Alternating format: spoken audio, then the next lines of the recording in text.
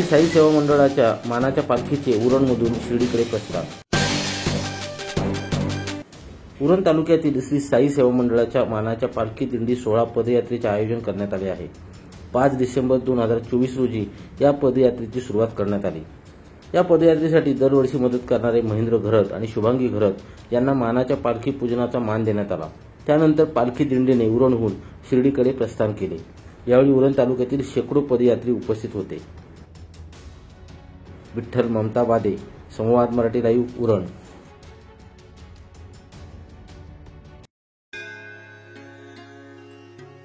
श्री गणपती संस्थान महड, तालुका खालापूर, जिल्हा रायगड।